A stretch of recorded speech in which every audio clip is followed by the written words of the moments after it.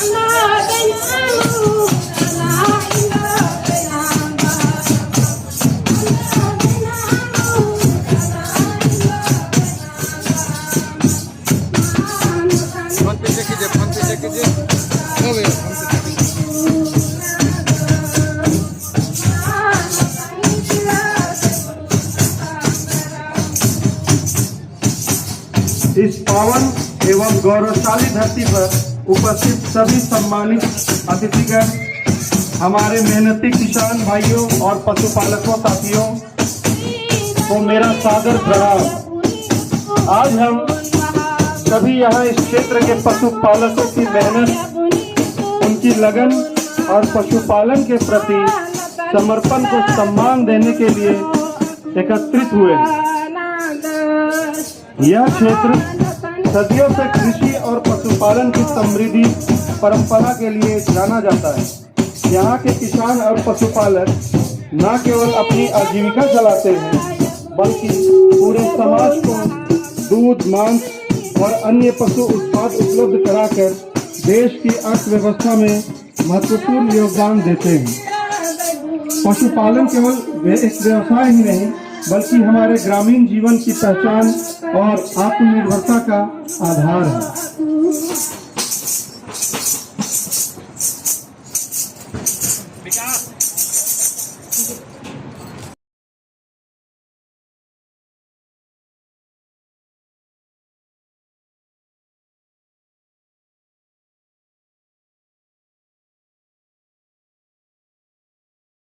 पालन पदाधिकारी और हमारे कृषि तकनीक पदाधिकारी और हमारे जिला कृषि पदाधिकारी, जितने भी हमारे निकाय पदाधिकारी हैं और हमारे जिला सरकारी का पदाधिकारी, उन सभी को मेरी ओर से बहुत बहुत आज इस पशुपालन मेला में जितने भी आप लोग आए हुए हैं, मैं समझती हूँ कि सब कोई इस मेला से लाभान्वित होंगे, ताकि बहुतों को आज गाय, बकरी और कुछ पशुएँ प्राप्त होंगी। आप लोग लाभुकजन हैं, सब आए हुए हैं और सब कोई बहुत उत्सुक हम देख रहे हैं कि आज आप लोग सोच रहे हैं कि हमको कुछ सरकार की ओर से और हमारे पशुपालन पदाधिकारियों की ओर से कुछ जानवर मिलेंगे और आप लोग उन पशुओं का अच्छी सेवा करेंगे ताकि आप लोग को उससे लाभ मिले। हम लोग सुन चुके हैं पशुपालन के बारे में भी और कृषि के बारे में भी और सहकारिता की योजनाओं के बारे में भी हम लोग सुन चुके हैं। तो मैं एक बात बोलना चाहूँगी,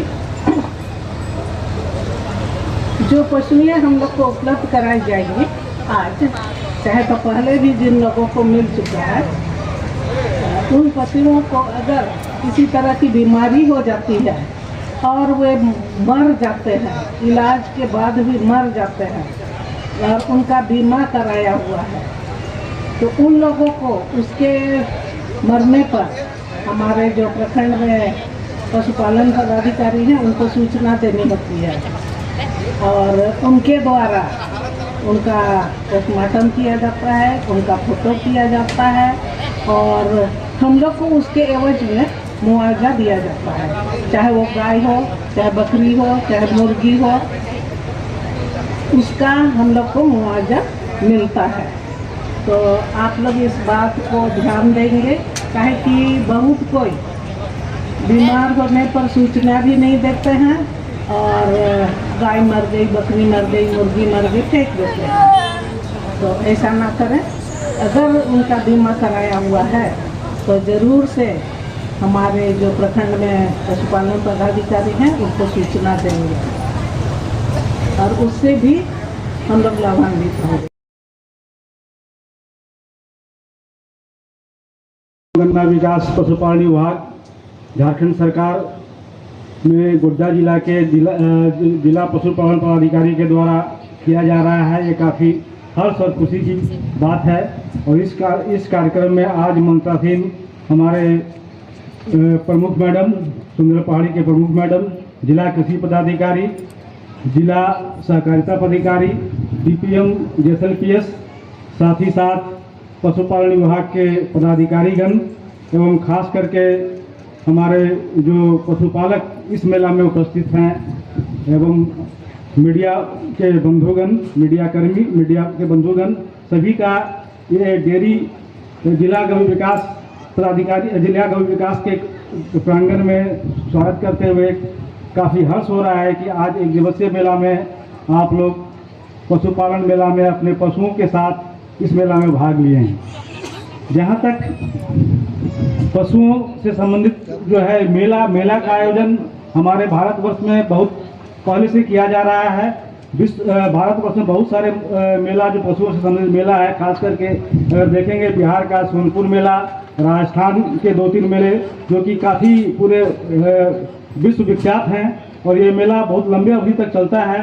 और मेले में खास प्रयोजन होता है कि हमारा जो विभिन्न तरह के अच्छे नस्लों के पशु हैं को मेला में लाया जाता है और उसमें हमारे किसान भाई जो पशुपालक हैं वो मेला में जाकर पशुओं का चयन करते हैं, अपने अवस्थानुसार, अपने क्षेत्र के अनुसार ब्रीड का चयन, पशुओं का चयन करके अपने घर में लाते हैं और पशुपालन का कार्य करते आ रहे हैं। ये चलता आ रहा है, बहुत पहले से चलता आ रहा है और पशुपालन हमारे संस्कृति का एक मुख्य अवयव है, कंपोनेंट है। अगर देखें ग्रामीण क्षेत्रों में खेती के साथ साथ में पशुपालन एक अभिन्न अंग है। लेकिन जो जिला स्तरीय पशुपालन मेला आयोजित किया गया है, इस मेले में हम लोग थोड़ा तकनीक पर फोकस करते हैं। जो तकनीक अभी आए हैं, टेक्नोलॉजी का जो टेक्नोलॉजी निकल कर आ रहे हैं, पशुओं में टेक्नोलॉजी का समावेश अगर पशुपालक करेंगे तो उनकी आमदनी बढ़ेगी, उनका आय बढ़ेगा। आय बढ़ने के साथ साथ जो हमारा जो है अच्छे नस्ल के पशुओं उसका कैसे आप जो है अच्छा से उसका पालन कर पाएंगे, उन सबों पर चर्चा की जाएगी और मेला में लाया भी जाएगा। अगर देखें तो अभी जो आज के मेला में लगता है कि बहुत सारे गाय की नस्लें मेला में प्रदर्शित की जा रही है।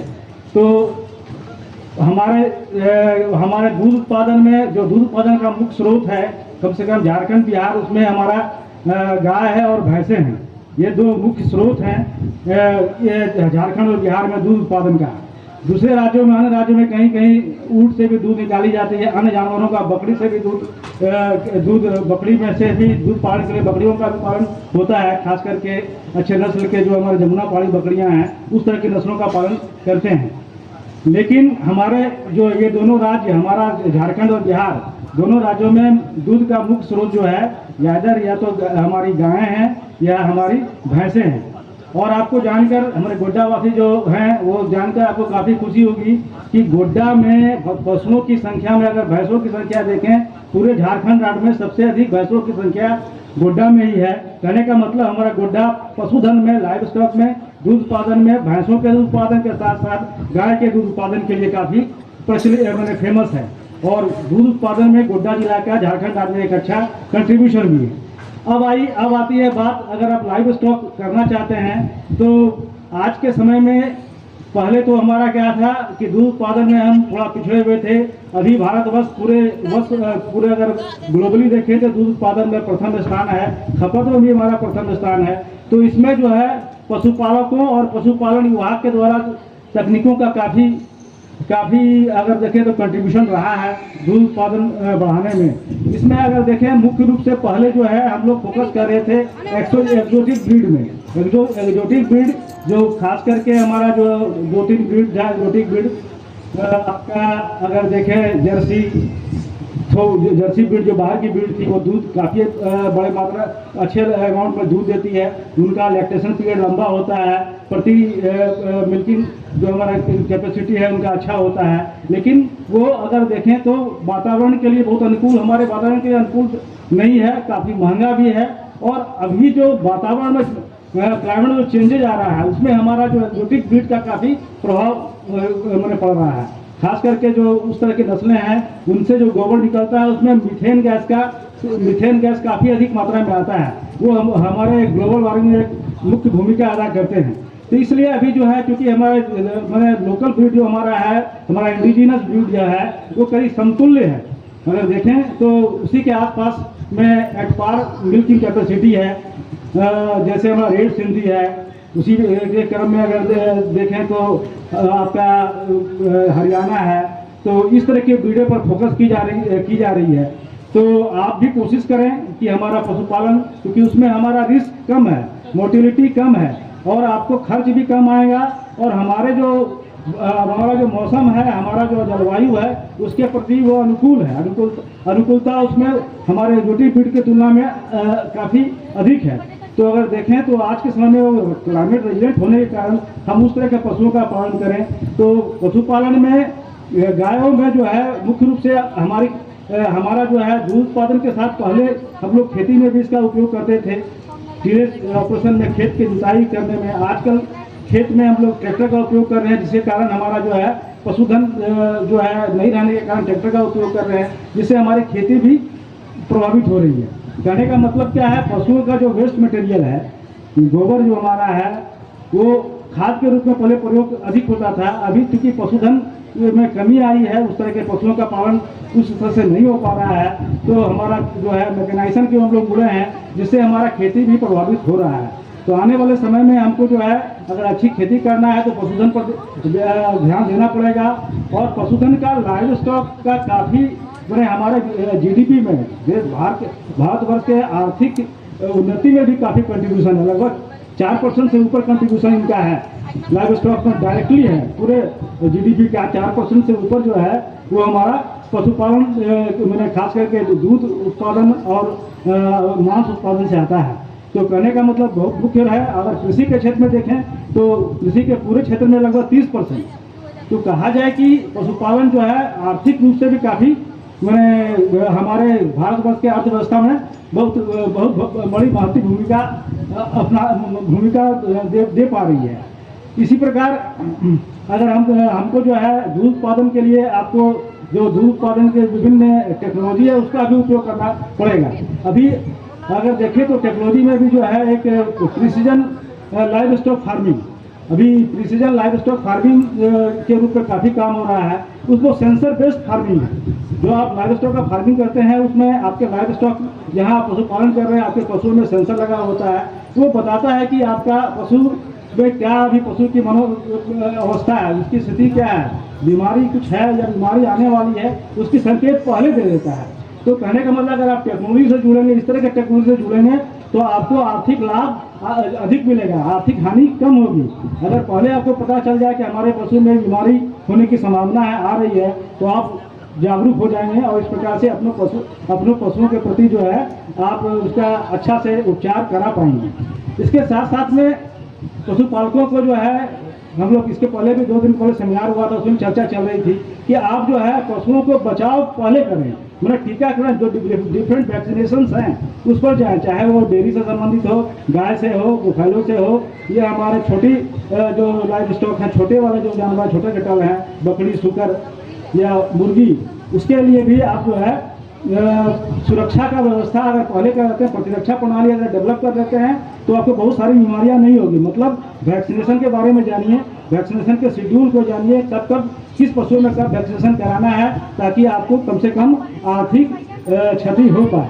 इसके अतिरिक्त आप लोग देखें कि अधिक से उत्पादन, चाहे आप मांस का उत्पादन है या अंडा का उत्पादन करें, मैंने पोल्ट्री का फार्मिंग करते हैं, तो पोल्ट्री का फार्मिंग किसान क्यों करता है? दो पर्पज के लिए करता है, या तो अंडे का उत्पादन के लिए करेगा या आपको जो है मांस के लिए करेगा। तो अगर दोनों पर्पज के लिए करना चाहते हैं तो डुअल ब्रीड बैकयार्ड पोल्ट्री पर जाएं। बैकयार्ड पोल्ट्री में क्या है, बहुत अच्छे अच्छे ब्रीड निकले हैं जिनमें देसी मुर्गी की तुलना में अंडे देने की कैपेसिटी भी अधिक है। वो 200 के आसपास अंडे देते हैं। अगर आप देखेंगे, अभी हम एक स्टॉल में अपने स्टॉल में देख रहे थे, हमारे स्टॉल में एक आपका बांग्लादेश की एक ब्रीड है, उसको रखा गया है। वो करीब 200-220 अंडा देती है। तो उस तरह का अंडा पालन करेंगे, साथ ही साथ में उसका मुर्गा का भी ग्रोथ तेजी होता है, मतलब फीड कन्वर्सन रेशियो उसका अधिक है। तो आप इस तरह से करेंगे तो आपको अधिक से अधिक मैंने आर्थिक लाभ होगा। प्रति जो बर्ड है, प्रति बर्ड आपको अंडे से या उसके मांस से अधिक लाभ मिल पाएगा। इसी प्रकार बतख में जाए तो वैसे नस्ल जिसमें कि अंडे देने की कैपेसिटी अधिक है तो उसको करें। खाकी कैम्पबेल हमारा जो जो बतख का नस्ल है वो अच्छा नस्ल है, वो अधिक अंडा देता है, उसकी एग लेइंग कैपेसिटी अधिक है, तो उसको हम लोग करें। इसी प्रकार बकरी में अगर करें, बकरी का पालन करते हैं तो झारखंड के क्षेत्र में बकरियों का पालन जो मुख्य रूप से हमारा जो ब्रीड है वो ब्लैक बंगाल है, वो केवल मीट पर्पस के लिए है। उसकी मीट काफ़ी क्वालिटी की होती है और उसमें खर्चे कम आते हैं और उसमें मैंने 2 से 3 बच्चे एक बार में उसकी मादा देती है। तो इस प्रकार से अगर अधिक बच्चा प्राप्त होगा तो हमको अधिक आमदनी होगी। तो कहने का मतलब जिस पर्पस से आप कर रहे हैं उस ब्रीड को पहचानिए, उसको जानिए, उसके बारे में जानिए, उसकी विशेषताओं को जानिए और उसका जो है पोषण अच्छा से करिए। संतुलित आहार है, सबका संतुलित आहार के बारे में जो टेक्निकल पर्सन अच्छे तरीके से बताएंगे। मैंने कहने का मतलब आपको जो आहार है उसमें विभिन्न तरह का आहार होते हैं। बढ़ने वाला आहार उसका अलग है, जो बढ़ते समय पशुओं का आहार अलग होता है। जब वो गर्भावस्था में जाती है उसका आहार अलग हो जाता है, जब वो फिर दूध देने की अवस्था में आती है उसका आहार अलग होता है। तो उसको अगर आप जो बैलेंस संतुलित आहार अलग अलग पशुओं के जो निर्धारित है उसको अपनाएंगे तो आपका क्या होगा, पोषण अच्छा होगा, बीमारी कम होगी। और खास करके पशुओं में हरे चारे का भी प्रयोग करें। हरे चारे के लिए बहुत सारा हरे चारे के फसलें हैं, हम अपने स्टॉल में प्रदर्शित किए हैं। अगर बहुवर्षीय हरा चारा करना चाहते हैं तो उसमें नेपियर भी है और आपका एजोला है। हम अपने जो हमारे पशुपालन के वैज्ञानिक हैं उनसे आग्रह भी किए हैं कि आप जो हमारे पशुपालक हैं उनको कम से कम कुछ छोटे मात्रा में एजोला दें, है ना, थोड़ा सा एजोला दें ताकि वो बढ़ा पाएँ। उसी तरह से वो नेपियर 5-7 स्टॉक नेपियर का जो है वो दें ताकि वो लगा पाएँ और बचा पाएँ, और बचाने के बाद उसको आगे मल्टीप्लाई कर पाएँ, ताकि आपका जो चारा का रिक्वायरमेंट है वो आने वाले समय में उसको मल्टीप्लाई करके आप आगे बढ़ पाएंगे। इसी प्रकार आप जो है जो भी तकनीक आ रहा है उसको अपनाएं। अभी देखिए बच्चा पैदा करने के लिए तकनीक आया, सीमेंट जो आपको AI के थ्रू जा रहा है, सॉर्टेड सीमेंट, उसका प्रयोग करें। उसका प्रयोग करेंगे तो क्या होगा, हमारे देसी नस्ल जो हमारे पास काफ़ी प्रचुर मात्रा में उपलब्ध है, खास करके हमारे आदिवासी किसानों के पास इम्प्रूव नस्ल है नहीं, और इम्प्रूव नस्ल की जो गायें हैं उसका काफ़ी महंगा होती है, उसमें लाख रुपया से अधिक खर्चा आता है। तो उस तरह आप अपने जो आपके पास जो उपलब्ध नस्लें हैं उसका अगर आप AI के द्वारा AI से अगर गर्भाधान कराएंगे तो आपकी नस्लें में परिवर्तन होगा और वो 3rd जनरेशन आते आते लगभग वो जो है वो करीब वो प्योर हो जाएगा, है ना। तो इस प्रकार हम लोग सॉर्टेड सीमेंट जो है उसका प्रयोग करेंगे तो मादा बच्चे जो है पैदा लेंगे। तो मादा बच्चे पैदा लेते हैं तो क्या होगा, आपको जो है मैंने बहुत कम खर्चे में आप अच्छे नस्ल के गाय को, है ना, रेड सिंधी जिस तरह के गाय को आप ये अपने यहाँ आगे ला सकते हैं। कहने का मतलब किसानों पशुपालक के साथियों को जो पशुपालन विभाग के द्वारा पशु वैज्ञानिकों के द्वारा जो तकनीक निकाली गई है उस टेक्नोलॉजी का प्रयोग करें और आप जो है सुरक्षा के लिए वैक्सीनेशन अपनाएं। साथ ही साथ उसका जो है चारा प्रबंधन, उसका पोषण प्रबंधन वैज्ञानिक तरीका से करेंगे तो निश्चित तौर से पशुपालन जो है एक लाभदायक बिजनेस के रूप में उभरेगा और इसमें काफ़ी असीम संभावनाएं हैं हमारे पोषण के लिए। पोषण अगर अच्छा पोषण चाहिए तो उसमें प्रोटीन की मात्रा चाहिए और प्रोटीन का सोर्स अगर अधिकतर प्रोटीन के लिए लोग डिपेंडेंट हो जाते हैं पशुधन पर भी, अंडा हो, दूध हो, मांस हो, सभी बहुत प्रोटीन पाई जाती है। उसका स्रोत क्या है? पशुपालन ही है। तो पशुपालन करेंगे तो निश्चित रूप से हमारा जो है आपकी आमदनी बढ़ेगी, आपके समाज की पोषण सुरक्षित होगी, आपके गांवों का विकास अधिक हो पाएगा। आपके गांवों का विकास होगा तो झारखंड जो है अभी विकसित राज्य बन पाएगा। इसमें पशुपालन का, कृषि के साथ साथ में पशुपालन का एक अहम भूमिका है।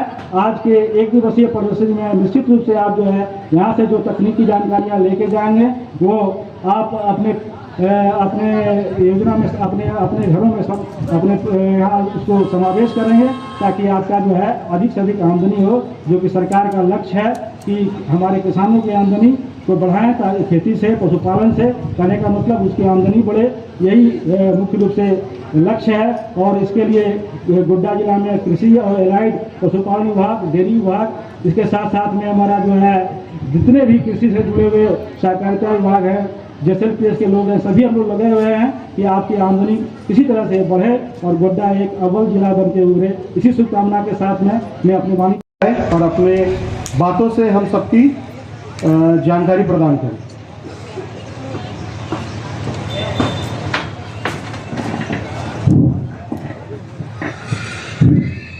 आज के इस कार्यक्रम में उपस्थित KVK के वरीय वैज्ञानिक रविशंकर सर, जिला गृह विकास पदाधिकारी अरविंद सर, साथ ही साथ जिला सहकारिता पदाधिकारी विजय नाग सर और हमारे जिला कृषि पदाधिकारी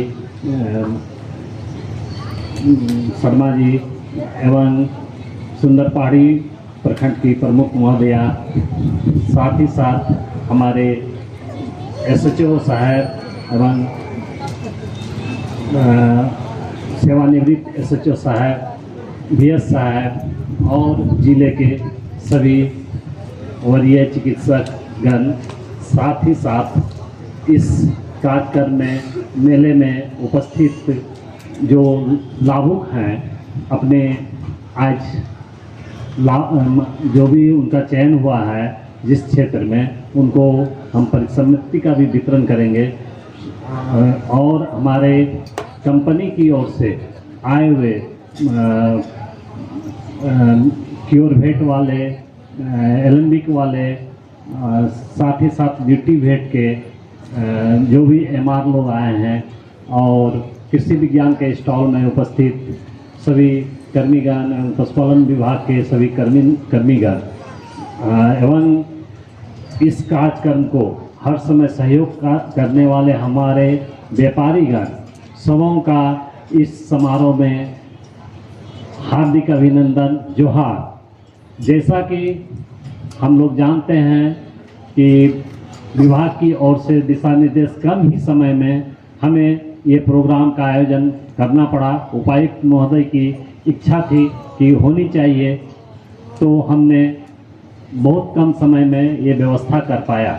और इसमें आप लोग, हमारे ज़िले के सभी प्रखंड के पशु चिकित्सकगण, सभी कर्मीगण, व्यापारीगण एवं हमारे एलाइड जितने भी विभाग के जिला स्तरीय पदाधिकारी, वैज्ञानिक, सबों का सहयोग हमेशा मिलते आ रहा है। मैडम की आने की संभावना थी, शेड्यूल बन गया था, लेकिन वो आधा घंटा बिफोर आना चाह रही थी। उन्हें कुछ आवश्यक काम पड़ गया, जिस कारण से हमारे ज़िले की कप्तान उपायुक्त महोदया नहीं आ सकी। इसके लिए हमें आप लोगों से खेद है कि मैडम आती तो कुछ और आपके ज़िले के लिए कुछ अच्छा बताती, जानकारी देती। खैर कोई बात नहीं, मैडम हम लोगों को हर समय आप किसान भाइयों के लिए आगे बढ़ने के लिए सहयोग करते आ रही हैं और करेंगी। और केवल आप लोगों से अनुरोध है कि आप लोग जो भी पशु का चयन करके ले जाएं, उसको अच्छे से रख रखाव करें, आगे बढ़ें, अपने आमदनी को बढ़ाएं और हमारा गोड्डा जिला विकास जो पशुपालन के क्षेत्र में है, कृषि के क्षेत्र में आगे बढ़े। कृषि और पशुपालन दोनों का अनुनाद संबंध है, दोनों एक दूसरे के बिना अधूरा है। अगर अच्छी कृषि होगी तो हमारे पशु अच्छे स्वस्थ होंगे, और जब पशु स्वस्थ होंगे तो हमारे पशुपालक भाई को मुनाफा अधिक होगी, उसका उत्पाद बढ़ेगा और आपका मनोबल बढ़ेगा, आप आमदनी बढ़ेगी, आप अपने बच्चे को, अपने परिवार को, अपने गांव का विकास करेंगे। और ये सारा मिल करके हमारा पूरे देश में पशुपालन का जीडीपी में बहुत अच्छा योगदान रह रहा है और आने वाले दिन में और अच्छा होगा। अभी गब विकास पदाधिकारी के द्वारा भी बहुत अच्छा सुंदर व्यवस्था की गई है, इसमें लाभुक को बुलाया गया है, गायों की व्यवस्था की गई है, इसके लिए भी वो धन्यवाद के पात्र हैं। साथ ही साथ हमारे विभाग की ओर से बहुत सारी योजनाएं हैं जो आप पशुपालक के हित में है और उसका लाभ लेना आप लोगों का दायित्व है और हम लोगों का कर्तव्य है कि समय पर उसका लाभ दिलवाएं। जैसे कि पशुओं को स्वस्थ रखने के लिए टीकाकरण कार्यक्रम, जितने भी पशु सखी बहन लोग हैं या जो लाभुक लोग हैं अपने पशुओं का समय पर टीकाकरण करवाएं। उससे होगा कि अगर कम बीमार पड़ेगी तो आपका खर्च जो है उसको पालने में कम आएगी और आपकी आमदनी अधिक होगी। इसलिए अपने पशुओं को, छोटे पशु हों या बड़े पशु हों, सबों को सो समय टीकाकरण अवश्य करवाएं। हमारे टीकाकर्मी, एआई कर्मी आपके गांव में जाते हैं, आप लोगों को बतलाते हैं, लेकिन आप लोग उन्हें ये कह के कहला देते हैं कि अभी बीमारी नहीं हुई है। बीमारी होने के पश्चात इलाज बहुत ही कम होता है, नुकसान बहुत ज़्यादा होता है, आर्थिक नुकसान होती है। इसलिए बचाव के लिए आप लोग टीकाकरण अवश्य करवाएं। एफएमडी का टीकाकरण होने वाला है। पिछले 6 माह में भी एफएमडी का टीकाकरण हुआ था, लेकिन जो स्थिति में होनी चाहिए वो निराशाजनक रही है। इसलिए आप लोगों से अनुरोध है कि अपने अगल बगल के किसानों को जागरूक करें, टीकाकरण के लिए प्रोत्साहित करें। सरकार की ओर से निःशुल्क टीकाकरण की जाती है। हमारे विभाग से प्रधानमंत्री पशुधन योजना चल रही है, जिसमें बकरी विकास, सुकर विकास, लेयर फार्मिंग, बॉयलर फार्मिंग और जोड़ा बैल की योजनाएं हैं। जोड़ा बैल के लिए भी हम लोग लाभुक का चयन कर लिए हैं, उनकी डीबीटी हो गई है, वितरण भी लगभग आधा हो गया है और आधा होना बाकी है। इसलिए हम लोग कोशिश कर रहे हैं कि हमें जो जिला का लक्ष्य मिले, हमें प्रखंड पशुपालन पदाधिकारी एवं प्रखंड विकास पदाधिकारी और वहाँ के प्रमुख लोगों के द्वारा जो भी कमेटी बनती है उससे चयन करके जिला को भेजती है और जिला में उसका हम लोग अनुपालन करते हुए उसको अनुमोदन करवाते हैं और डीबीटी की प्रक्रिया करके लाभुक के खाते में अंशदान दी जाती है। इस योजना में आप लोगों को अंशदान देने की भी जरूरत होती है, जो कुछ लोग नहीं समझ पाते हैं। आप अगर अंशदान देते हैं निश्चित रूप से आपको क्वालिटी मिलेगी और जो जितनी होती है उतनी मिलेगी।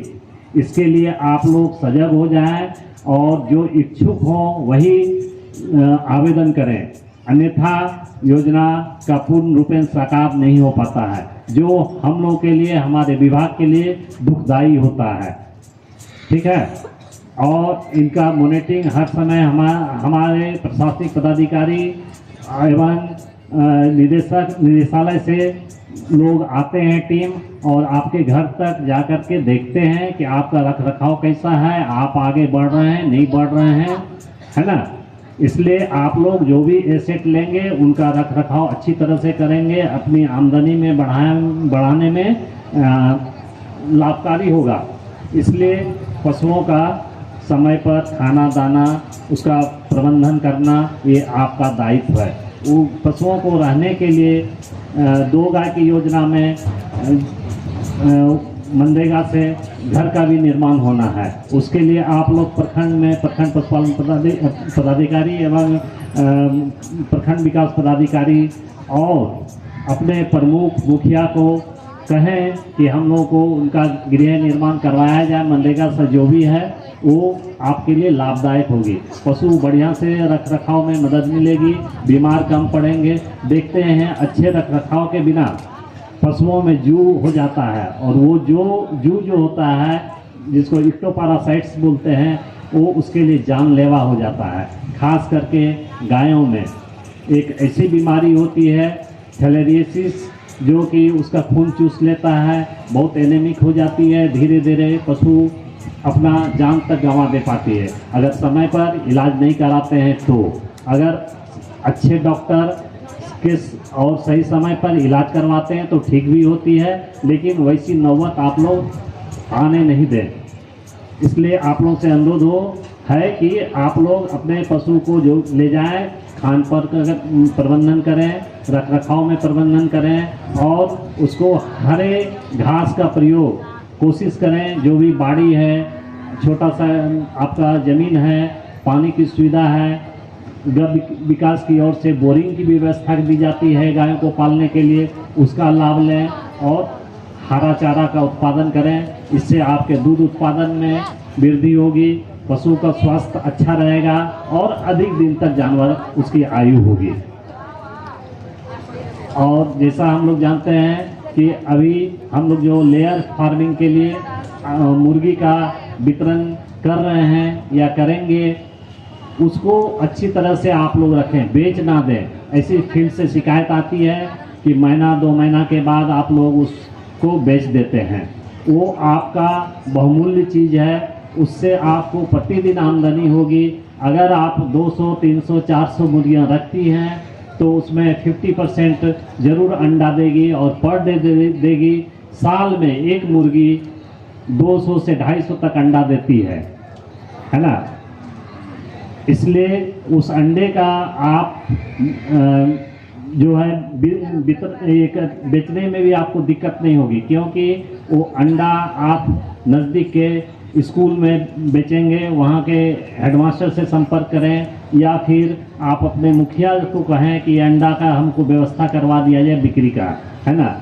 मिड डे मील में 2 दिन अंडे का प्रावधान है, आंगनवाड़ी केंद्र में भी दी जाती है। इसलिए आप लोग जागरूक महिलाएं हैं और हमें देख के खुशी हो रही है कि आज जैसा कि हम लोग वर्ल्ड महिला डे भी मना रहे हैं, उस उपलक्ष्य में महिलाओं की उपस्थिति अधिक है। ये बहुत अच्छी बात है कि हमारे पशुपालन के क्षेत्र में भी महिलाएं जागरूक हो रही हैं, आगे बढ़ रही हैं, बढ़ चढ़ के हिस्सा ले रही हैं। और महिलाएं जिस घर की आगे बढ़ती है वो परिवार आगे बढ़ता है ना। वो सजग होंगे, अपने बच्चे को पढ़ाएंगे लिखाएंगे, आगे बढ़ेगा परिवार। और पशुपालन के क्षेत्र में आप लोग बकरी पालन करके लखपति दीदी भी बन सकती हैं। अभी बकरी पालन में 10 बकरियों का देने का प्रावधान हुआ है, 8 बकरी 2 बकरा। अगर आप अच्छी तरह से पालन करते हैं, उसको कुछ बीमारी से बचाव के लिए टीका करवा लेते हैं, जैसे PPR टीकाकरण होती है ना, उसको समय पर अपने पशु चिकित्सक से मिलें। नज़दीक पशु चिकित्सक का मोबाइल नंबर रखें, पशु चिकित्सालय में आप जाएं जब भी दिक्कत होगी। हमारे हर प्रखंड में पशु चिकित्सालय है और कोई ना कोई पशु चिकित्सक प्रभार में हैं। जितने भी हैं सभी मददगार आप लोगों के लिए होगी हर प्रखंड में। और हमारे जो भी पैरावेट्स हैं, प्रशिक्षण प्राप्त करके आते हैं, AI कर्मी हैं, वो भी आपके पशुओं को बचाने में सहयोग करेंगे। इसलिए उनका मोबाइल नंबर अवश्य रखें, संपर्क में रहें। पशुओं में गाय में खास करके कृत्रिम गर्भाधान का प्रावधान है। कृत्रिम गर्भाधान कराने से होगी कि आपके उन्नत नस्ल की बाछी उत्पन्न होगी। अभी सरकार की ओर से सेक्स सॉर्टेड सीमेन का भी प्रावधान की गई है और इस जिले में लगभग 700-800 किसान इससे लाभान्वित हो चुके हैं, जो सेक्स सॉर्टेड सीमेन से सीमेन देने से केवल बच्चियाँ उत्पन्न होती है और वो बच्चियाँ जो होगी अधिक दूध देने वाली होगी, आपके आमदनी में सहयोग करेगी।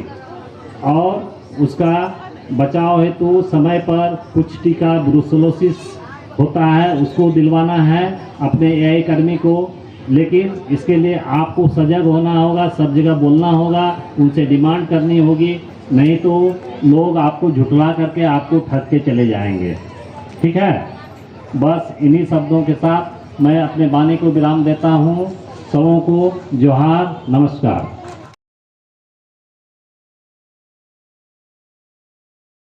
बता देंगे। यहाँ तो सब लिखे। हाँ सर लिखा नाम।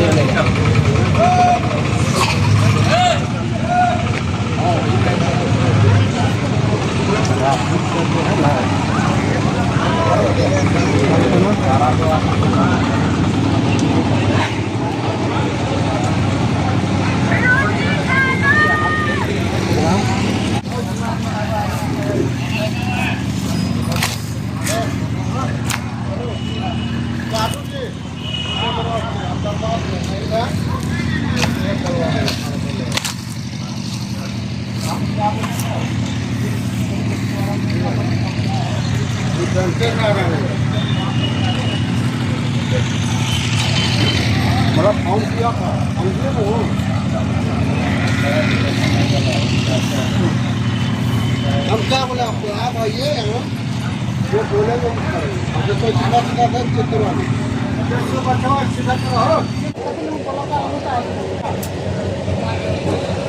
सुकर से दिनेश कुमार, बसंती देवी सुंदर पहाड़ी, मनोज कुमार।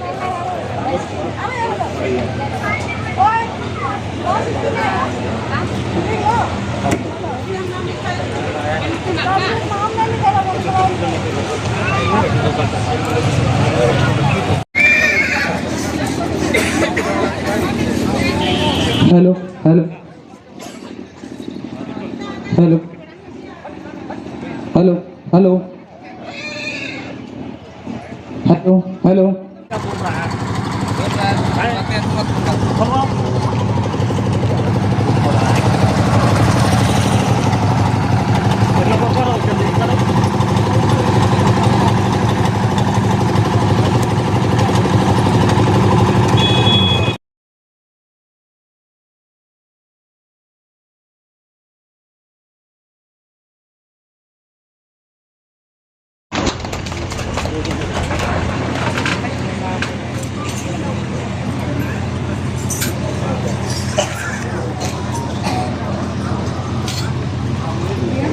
जोरदार तालियों के साथ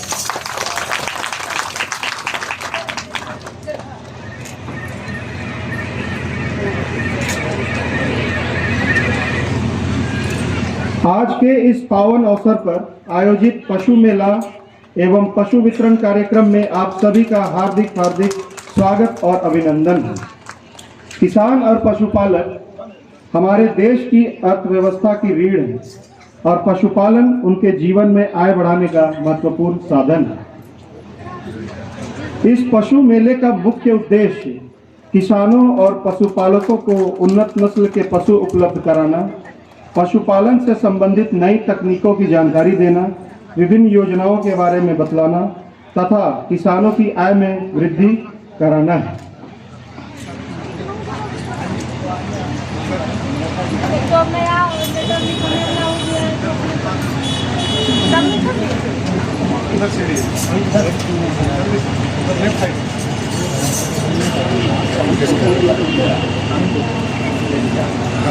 दिया निकाल कर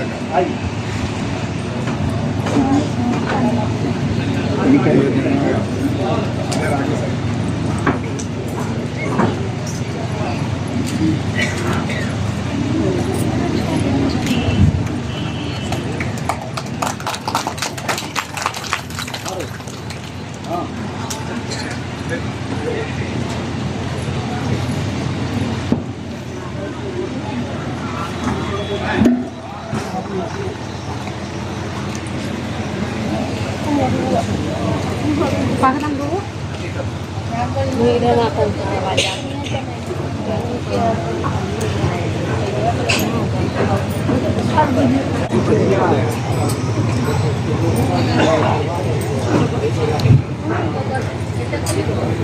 जोरदार तालियां हो जाए।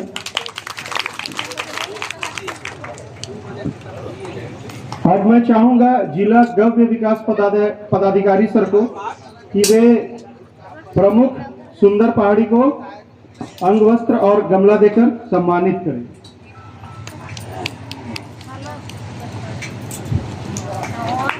अब मैं चाहूंगा जिला पशुपालन पदाधिकारी गोड्डा को कि वे जिला कृषि पदाधिकारी को अंगवस्त्र और गमला देकर सम्मानित करें।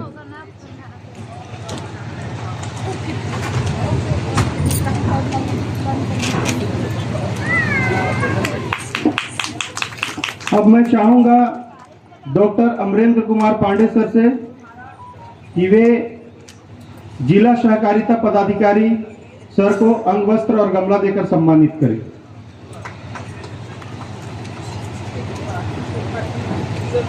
अब मैं चाहूंगा डॉक्टर दिलीप कुमार सर को कि वे डीपीएम जेएसएलपीएस को अंगवस्त्र और गमला देकर सम्मानित करें।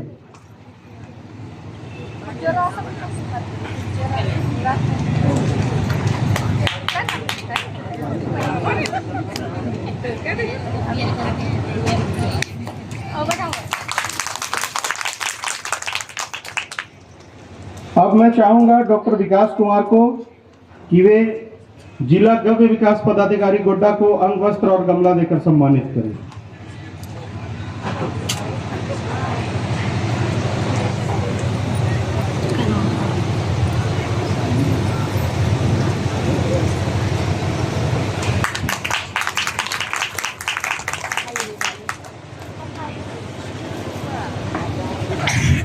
माननीय मंचासीन सभी सम्मानित अतिथिगण, पशुपालन विभाग के अधिकारीगण, कर्मचारीगण, मीडिया तथा उपस्थित सभी पशुपालक भाई बहनों को मेरा सादर प्रणाम। इस पशु मेले का मुख्य उद्देश्य किसानों और पशुपालकों को उन्नत नस्ल को पशु उपलब्ध कराना, पशुपालन से संबंधित नई तकनीकों की जानकारी देना, विभिन्न योजनाओं के बारे में बतलाना तथा किसानों की आय में वृद्धि करना है।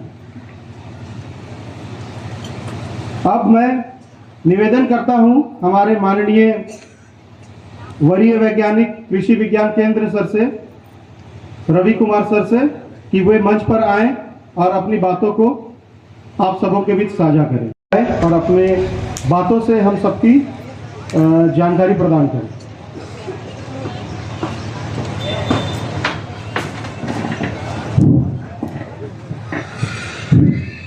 आज के इस कार्यक्रम में उपस्थित केवीके के वरीय वैज्ञानिक रविशंकर सर, जिला गव्य विकास पदाधिकारी अरविंद सर, साथ ही साथ जिला सहकारिता पदाधिकारी विजय नाग सर और हमारे जिला कृषि पदाधिकारी शर्मा जी एवं सुंदर पहाड़ी प्रखंड की प्रमुख महोदया, साथ ही साथ हमारे एसएचओ साहब एवं सेवानिवृत्त एसएचओ साहब, बीएस साहब और जिले के सभी वरीय चिकित्सक गण, साथ ही साथ इस कार्यक्रम में मेले में उपस्थित जो लाभुक हैं, अपने आज जो भी उनका चयन हुआ है जिस क्षेत्र में, उनको हम परिसम्मति का भी वितरण करेंगे और हमारे कंपनी की ओर से आए हुए क्योर वाले, एलम्बिक वाले, साथ ही साथ ड्यूटी भेट के जो भी एमआर लोग आए हैं और कृषि विज्ञान के स्टॉल में उपस्थित सभी कर्मीगण एवं पशुपालन विभाग के सभी कर्मीगण एवं इस कार्यक्रम को हर समय सहयोग करने वाले हमारे व्यापारीगण सबों का इस समारोह में हार्दिक अभिनंदन, जोहार। जैसा कि हम लोग जानते हैं कि विभाग की ओर से दिशा निर्देश कम ही समय में हमें ये प्रोग्राम का आयोजन करना पड़ा। उपायुक्त महोदय की इच्छा थी कि होनी चाहिए, तो हमने बहुत कम समय में ये व्यवस्था कर पाया और इसमें आप लोग हमारे ज़िले के सभी प्रखंड के पशु चिकित्सकगण, सभी कर्मीगण, व्यापारीगण एवं हमारे एलाइड जितने भी विभाग के जिला स्तरीय पदाधिकारी वैज्ञानिक सबों का सहयोग हमेशा मिलते आ रहा है। मैडम की आने की संभावना थी, शेड्यूल बन गया था, लेकिन वो आधा घंटा बिफोर आना चाह रहे थे, उन्हें कुछ आवश्यक काम पड़ गया, जिस कारण से हमारे ज़िले की कप्तान उपायुक्त महोदया नहीं आ सकी। इसके लिए हमें आप लोगों से खेद है कि मैडम आती तो कुछ और आपके ज़िले के लिए कुछ अच्छा बताती, जानकारी देती। खैर कोई बात नहीं, मैडम हम लोगों को हर समय आप किसान भाइयों के लिए आगे बढ़ने के लिए सहयोग करते आ रही हैं और करेंगी। और केवल आप लोगों से अनुरोध है कि आप लोग जो भी पशु का चयन करके ले जाएं, उसको अच्छे से रख रखाव करें, आगे बढ़ें, अपने आमदनी को बढ़ाएं और हमारा गोड्डा जिला विकास जो पशुपालन के क्षेत्र में है, कृषि के क्षेत्र में आगे बढ़े। कृषि और पशुपालन दोनों का अनुनाद संबंध है, दोनों एक दूसरे के बिना अधूरा है। अगर अच्छी कृषि होगी तो हमारे पशु अच्छे स्वस्थ होंगे, और जब पशु स्वस्थ होंगे तो हमारे पशुपालक भाई को मुनाफा अधिक होगी, उसका उत्पाद बढ़ेगा और आपका मनोबल बढ़ेगा, आप आमदनी बढ़ेगी, आप अपने बच्चे को, अपने परिवार को, अपने गांव का विकास करेंगे। और ये सारा मिल करके हमारा पूरे देश में पशुपालन का जीडीपी में बहुत अच्छा योगदान रह रहा है और आने वाले दिन में और अच्छा होगा। अभी गब विकास पदाधिकारी के द्वारा भी बहुत अच्छा सुंदर व्यवस्था की गई है, इसमें लाभुक को बुलाया गया है, गायों की व्यवस्था की गई है, इसके लिए भी वो धन्यवाद के पात्र हैं। साथ ही साथ हमारे विभाग की ओर से बहुत सारी योजनाएं हैं जो आप पशुपालक के हित में है और उसका लाभ लेना आप लोगों का दायित्व है और हम लोगों का कर्तव्य है कि समय पर उसका लाभ दिलवाएं। जैसे कि पशुओं को स्वस्थ रखने के लिए टीकाकरण कार्यक्रम, जितने भी पशु सखी बहन लोग हैं या जो लाभुक लोग हैं, अपने पशुओं का समय पर टीकाकरण करवाएं। उससे होगा कि अगर कम बीमार पड़ेगी तो आपका खर्च जो है उसको पालने में कम आएगी और आपकी आमदनी अधिक होगी। इसलिए अपने पशुओं को, छोटे पशु हों या बड़े पशु हों, सबों को सो समय टीकाकरण अवश्य करवाएं। हमारे टीकाकर्मी, एआई कर्मी आपके गांव में जाते हैं, आप लोगों को बतलाते हैं, लेकिन आप लोग उन्हें ये कह के टहला देते हैं कि अभी बीमारी नहीं हुई है। बीमारी होने के पश्चात इलाज बहुत ही कम होता है, नुकसान बहुत ज़्यादा होता है, आर्थिक नुकसान होती है। इसलिए बचाव के लिए आप लोग टीकाकरण अवश्य करवाएं। एफएमडी का टीकाकरण होने वाला है, पिछले 6 माह में भी एफएमडी का टीकाकरण हुआ था, लेकिन जो स्थिति में होनी चाहिए वो निराशाजनक रही है। इसलिए आप लोगों से अनुरोध है कि अपने अगल बगल के किसानों को जागरूक करें, टीकाकरण के लिए प्रोत्साहित करें। सरकार की ओर से निःशुल्क टीकाकरण की जाती है। हमारे विभाग से मुख्यमंत्री पशुधन योजना चल रही है, जिसमें बकरी विकास, सुकर विकास, लेयर फार्मिंग, बॉयलर फार्मिंग और जोड़ा बैल की योजनाएं हैं। जोड़ा बैल के लिए भी हम लोग लाभुक का चयन कर लिए हैं, उनकी डीबीटी हो गई है, वितरण भी लगभग आधा हो गया है और आधा होना बाकी है। इसलिए हम लोग कोशिश कर रहे हैं कि हमें जो जिला का लक्ष्य मिले, हमें प्रखंड पशुपालन पदाधिकारी एवं प्रखंड विकास पदाधिकारी और वहाँ के प्रमुख लोगों के द्वारा जो भी कमेटी बनती है उससे चयन करके जिला को भेजती है और जिला में उसका हम लोग अनुपालन करते हुए उसको अनुमोदन करवाते हैं और डीबीटी की प्रक्रिया करके लाभुक के खाते में अंशदान दी जाती है। इस योजना में आप लोगों को अंशदान देने की भी जरूरत होती है, जो कुछ लोग नहीं समझ पाते हैं। आप अगर अंशदान देते हैं निश्चित रूप से आपको क्वालिटी मिलेगी और जो जितनी होती है उतनी मिलेगी। इसके लिए आप लोग सजग हो जाएं और जो इच्छुक हों वही आवेदन करें। अन्यथा योजना का पूर्ण रूपेण साकार नहीं हो पाता है, जो हम लोगों के लिए, हमारे विभाग के लिए दुखदायी होता है। ठीक है, और इनका मॉनिटरिंग हर समय हमारे प्रशासनिक पदाधिकारी एवं निदेशालय से लोग आते हैं टीम, और आपके घर तक जाकर के देखते हैं कि आपका रख रखाव कैसा है, आप आगे बढ़ रहे हैं नहीं बढ़ रहे हैं, है ना। इसलिए आप लोग जो भी एसेट लेंगे उनका रख रखाव अच्छी तरह से करेंगे, अपनी आमदनी में बढ़ाने में लाभकारी होगा।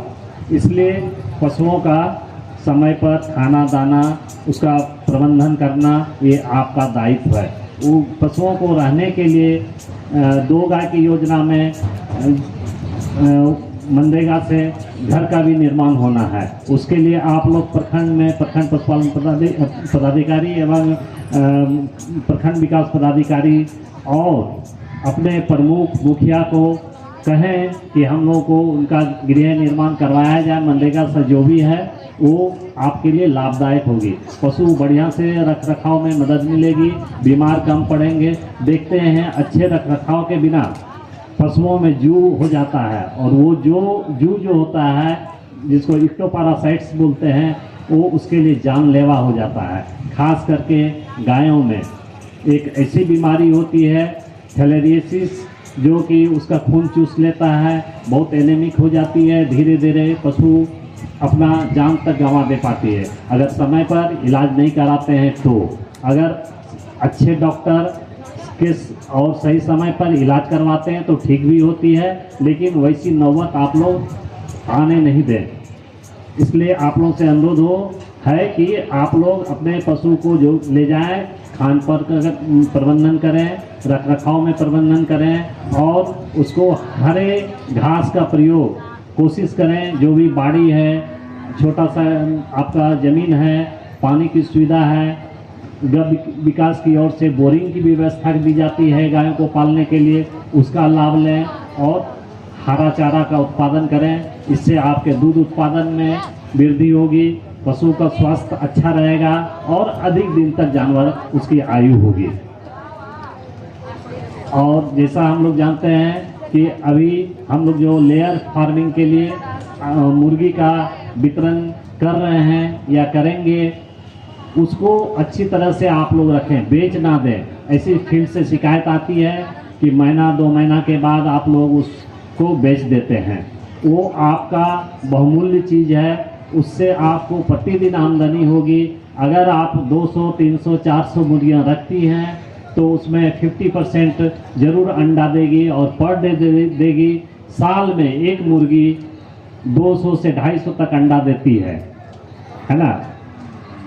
इसलिए उस अंडे का आप जो है बेचने में भी आपको दिक्कत नहीं होगी, क्योंकि वो अंडा आप नज़दीक के स्कूल में बेचेंगे, वहाँ के हेडमास्टर से संपर्क करें, या फिर आप अपने मुखिया को कहें कि अंडा का हमको व्यवस्था करवा दिया जाए बिक्री का, है ना।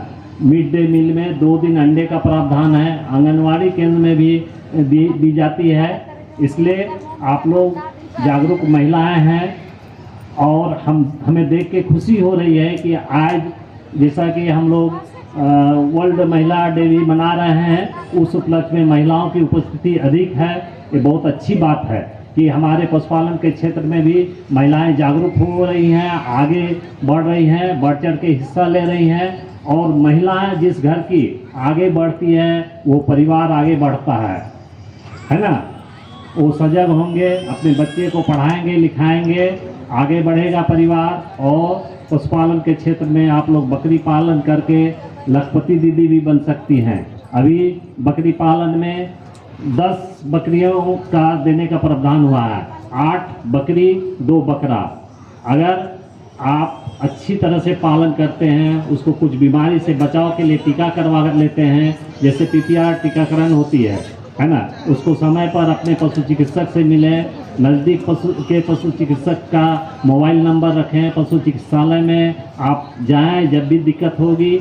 हमारे हर प्रखंड में पशु चिकित्सालय है और कोई ना कोई पशु चिकित्सक प्रभार में हैं। जितने भी हैं सभी मददगार आप लोगों के लिए होगी हर प्रखंड में। और हमारे जो भी पारावेट्स हैं, प्रशिक्षण प्राप्त करके आते हैं, एआई कर्मी हैं, वो भी आपके पशुओं को बचाने में सहयोग करेंगे। इसलिए उनका मोबाइल नंबर अवश्य रखें, संपर्क में रहें। पशुओं में, गाय में खास करके कृत्रिम गर्भाधान का प्रावधान है। कृत्रिम गर्भाधान कराने से होगी कि आपके उन्नत नस्ल की बाछा बाछी उत्पन्न होगी।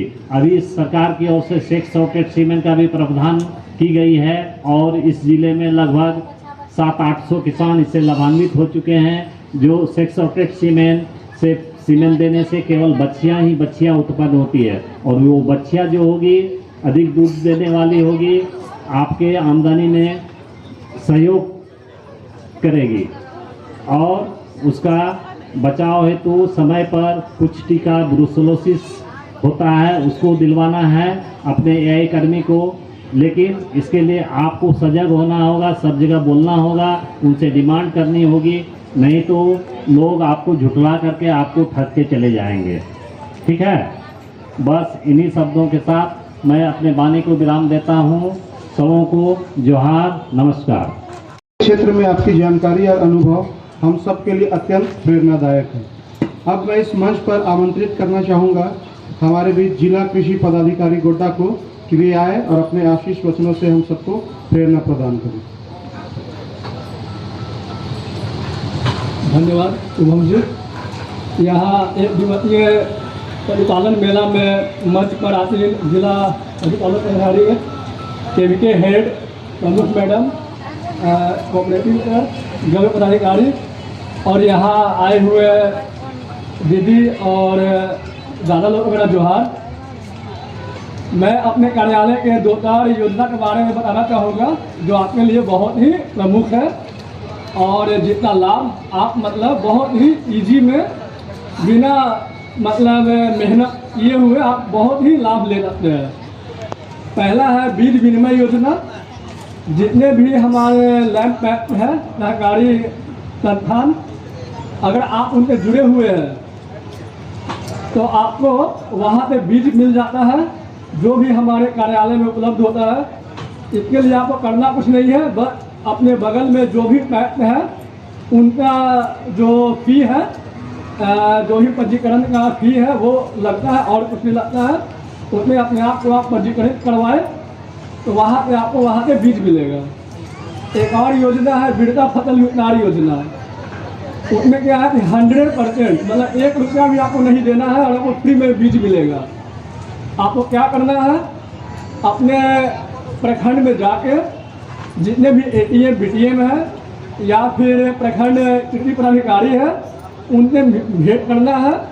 अपना ज़मीन का कागज़, अपना आधार कार्ड और जो भी संबंधित दस्तावेज है वो जमा कराइए ताकि ये मालूम चले कि आप मतलब एक किसान है। बस यही प्रूफ करना है कि मैं गोड्डा जिला का एक खेती करने वाला किसान हूँ और मैं ये बीज लेना मतलब ये हमारे मूंग आया या सरसों आया, धान आया, गेहूँ आया, जो भी आया कि हाँ मैं ये बीज लेने का इच्छुक हूँ। आपका पंजीकरण हो जाएगा।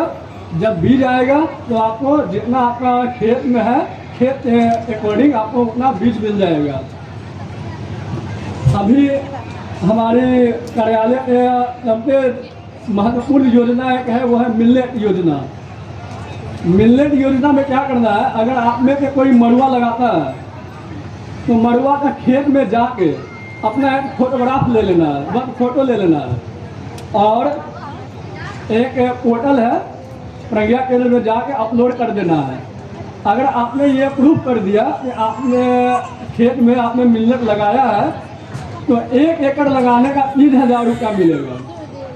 देखिए पूरे भारत में ना आप कोई भी खेती करिए, खेती करने का रुपया नहीं मिलता है। एक लौटा यही मड़ुआ की खेती है कि अगर आप ये प्रूफ कर दिए कि हम मड़ुआ की खेती किए हैं, कोई मड़ुआ हो या फिर कोई और ये रागी, मड़ुआ, ज्वार, बाजरा, कुछ भी जो मोटे अनाज होते हैं वो मैंने अपने खेत में लगाया है, बस यही आपको प्रूफ करना है। एक प्रज्ञा केंद्र में जाने के बाद आपको मालूम चलेगा, ये पोर्टल आता है मिलेट मिशन, या फिर आपके प्रखंड के एटीएम बीटीएम या एग्रीकल्चर के जो भी कर्मी है उनको बस ये बताना है कि मैंने अपने खेत में मड़ुआ लगाया है, बाजरा लगाया है, मेरा फोटो ये रहा, वो आप मतलब ऑनलाइन चढ़ा दो।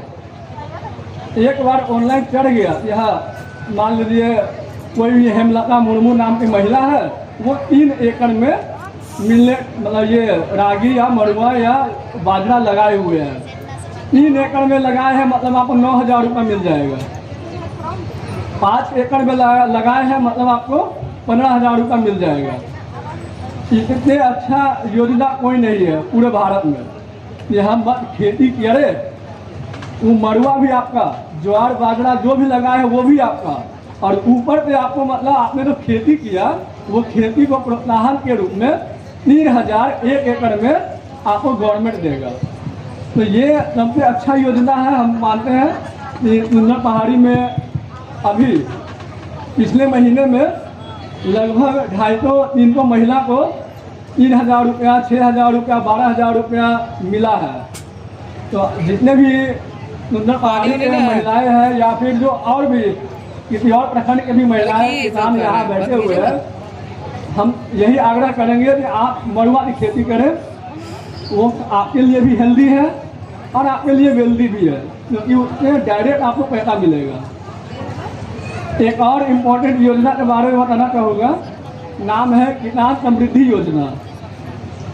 इसमें क्या है कि आपको 8,000 रुपया देना है और एक सोलर प्लेट पंप जो धूप में गर्म होता है, देखे होंगे आप लोग भी, एक प्लेट होता है जो धूप में गर्म होता है और वहाँ से बिजली बनता है, और वो बिजली से आपका पानी का पंप जो है वो चलता है और आपको पाइप भी मिलेगा, एक लगभग 100 फीट का पाइप भी मिलेगा। आपको लगभग 8-9 हज़ार रुपया में खर्च करना रहता है, लेकिन जब हम फील्ड पे जाते हैं तो मालूम चलता है कि कितने किसान ये इरिगेटर अपने खेत में पानी नहीं पटा पाते हैं, सिंचाई नहीं कर पाते हैं, लेकिन ये योजना का लाभ लिए जिसके कारण उनका खेत में पौधा बच गया। अगर ये योजना का लाभ नहीं लेते तो वो अपने खेत में पानी नहीं पटा पाते, सिंचाई नहीं कर पाते और उनका पौधा पूरा मर जाता। तो ये एक बहुत ही महत्वपूर्ण और आप लोगों के लिए, आपके फसल के लिए, कि आपका फसल को जब पानी का ज़रूरत हो उसके लिए ये योजना बहुत ही कारगर है। तो हम चाहेंगे कि ये योजना का लाभ ज़रूर आपको मिले। इसके लिए हमारा कार्यालय यहीं पे है, अगर आपको मालूम हो तो, नहीं भी मालूम हो तो आपने गांव पंचायत प्रखंड में जो भी एग्रीकल्चर वाले कर्मीगण हैं उनसे मिलिए और एग्रीकल्चर का योजना का लाभ कैसे आप उठा सकते हैं डिटेल में आप उनसे जानकारी लीजिए। एक और योजना के बारे में बता देना चाहता हूँ, वो है पर ड्रॉप मोर क्रॉप। उसमें क्या है कि जितने भी आप लोग फसल लगाए हुए हैं या फिर सब्जी का खेती कर रहे हैं, दाल सब्जी कुछ भी, उसमें भी यही है कि आपको एक लंबा आपको पूरे खेत में पाइप बिछा दिया जाएगा। पूरे खेत में बूंद बूंद मतलब पानी जो है वो आपके खेत में हमेशा, जब तक मतलब आप फसल में पानी लेना चाहते हैं आप लेते रहेंगे। उसके लिए नियम यही है, शर्त यही है कि आपके पास कुछ पानी का स्रोत होना चाहिए, कुआं होना चाहिए या फिर बोरिंग होना चाहिए या फिर आपके अगल बगल में कोई नदी नाला नहर कुछ भी पानी का स्रोत होना चाहिए। अगर वो है तो कंपनी वाला आपके पास घर में जाएगा, आपके खेत में पूरा पाइप बिछा देगा। वो पाइप बिछाने से होता क्या है कि आप लोग जो डीप बोरिंग से डायरेक्ट पानी खुला छोड़ देते हैं, रात भर पानी पट रहा है, वो नहीं होते, उसमें पानी का बहुत ज़्यादा बर्बादी होता है। तो पानी का बर्बादी ना हो उसके लिए ये बूंद बूंद वाला सिंचाई के लिए योजना आया हुआ है, जो हमारे गोड्डा जिला में काफ़ी अच्छा चल रहा है। बहुत किसान इसका लाभ उठा रहे हैं। अगर आप में भी कोई किसान उठाए होंगे तो अच्छा बात है, अगर नहीं उठाए हैं तो मतलब आप हमारे कार्यालय में पूरा डिटेल जानकारी लेके और इसका लाभ उठाइए। तो यही मोटा मोटी 3-4 योजना है। योजना तो बहुत ही है, हमारे कार्यालय के द्वारा चलते जा रहा है, चलाया जा रहा है। लेकिन हाँ ये बीज वितरण योजना हो गया, कुछ ये जो फ्लोर प्लेट आधारित जो पम्पलेट है वो हो गया, ये तो बहुत ही महत्वपूर्ण योजना है जो मतलब आपके लिए लाभकारी है। आखिरी में एक और योजना के बारे में बता दे रहा हूँ। आपके गांव में अगर कुछ लड़के हैं या आपके घर में कोई भी है जिसको सिर्फ मोबाइल चलाना आता है और कुछ नहीं आता है, दिन भर मोबाइल चलाता है, ठीक है ना, अगर वो भी कुछ काम करना चाहता है तो उसके लिए भी हमारे यहाँ एक योजना है, वो है डिजिटल क्रॉप सर्वे। मतलब एक लड़का खेत में जाएगा, खेत का फोटो अपलोड कर देगा कि यहाँ पे धान लगा हुआ है, यहाँ पे भी धान लगा हुआ है, 4 कोना में जाके फोटो अपलोड कर देगा। एक खेत में एक फोटो अपलोड कर देगा तो वो लड़के को 10 रुपया मिलेगा। कितना लड़का घूम रहा था इधर उधर, उसको मालूम चला, आज महीना में वो 25,000 18,000 रुपया वो कमा लिया। तो ये भी अपने गांव में ये प्रचार कर दीजिए कि ऐसा भी कुछ योजना है, दिन भर बैठे रहते हो, कुछ पैसा कमाना है तो जाके एग्रीकल्चर वाला जो कार्यालय है जाके मिलो, और करना कुछ नहीं है, थोड़ा मेहनत तो है, हर खेत में जाके एक फोटो लेके चढ़ाना है। एक पोर्टल आता है, वो पोर्टल में वो लड़के का आईडी बनेगा और वो आईडी में अपना फोटो चढ़ाते जाएगा, एक फोटो लेगा 10 रुपया मिलेगा। अगर एक दिन में वो 50 फोटो ले लिया तो उसका हो गया दिन का 500 रुपया। 15 दिन, 1 महीना से ज़्यादा ये काम कर नहीं पाएगा। 1 महीना कर लिया, 15-18 हज़ार रुपया वो कमा लिया।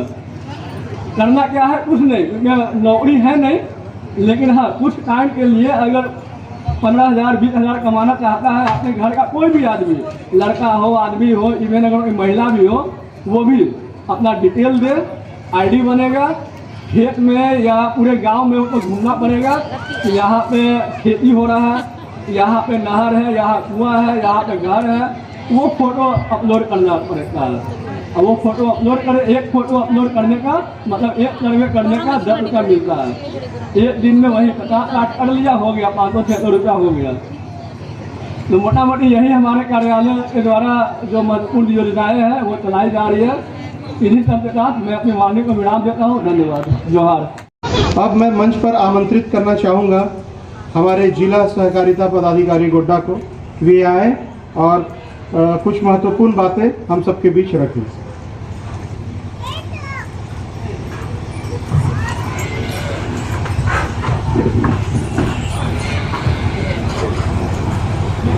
मंच पर उपस्थित सभी जिला स्तरीय पदाधिकारी, केवीके से आए हुए वरिष्ठ वैज्ञानिक और विभिन्न प्रकार के वरीय तकनीकी पदाधिकारी,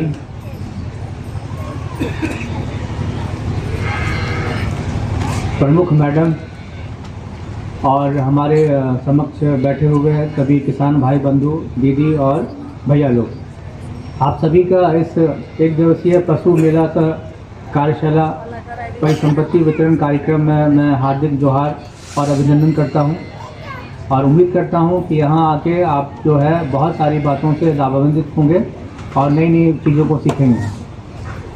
जैसा कि आज का विषय जो है वो पशुपालन है और पशुपालन के संबंध में आपको सभी पता है कि पशुपालन जो है या पशु जो है एक धन की भांति हमारे भारतवर्ष में हमेशा से ग्रामीण किसानों के लिए महत्व रखता है।